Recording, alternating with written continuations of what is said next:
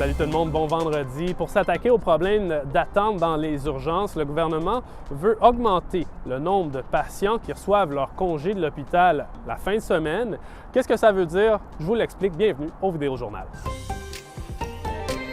Dans le fond, Uzuma Azagwara, ministre de la Santé, a annoncé ce matin un investissement d'un peu plus de 2,7 millions de dollars pour embaucher plus de personnel de soutien. Ça, c'est des physiothérapeutes, des travailleurs sociaux, des coordonnateurs de soins, et ça dans les hôpitaux de Winnipeg, de Brandon et de Selkirk. L'idée, c'est d'être capable de donner ces soins-là la fin de semaine pour éviter justement que les patients doivent attendre au lundi ou au mardi avant de les recevoir.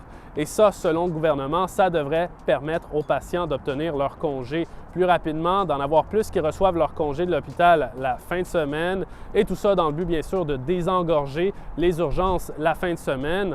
C'est quelque chose qui devrait avoir un effet d'entraînement sur les autres secteurs de l'hôpital, nous dit-on. Mais encore là, ça ne reste qu'une portion de la solution, admet Uzuma Azagwara, qui ajoute que d'autres annonces seront faites la semaine prochaine.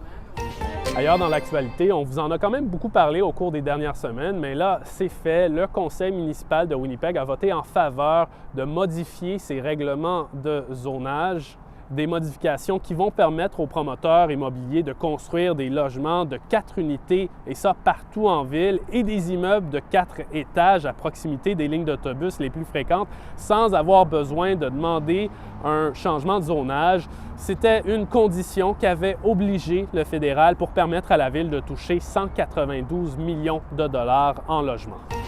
Et en terminant, c'est la première de la pièce Palucheur ce soir au théâtre Cercle Molière.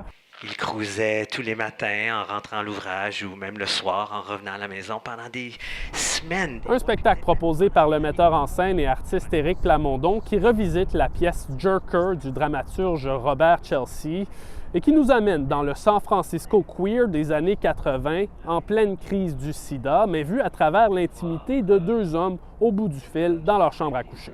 J'ai choisi une approche bifrontale.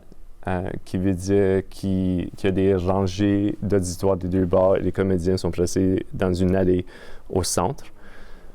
En partie puisque ça permettait un peu ce sentiment de voyeur, puisqu'on est voyeur dans 20 conversations entre deux individus, deux hommes.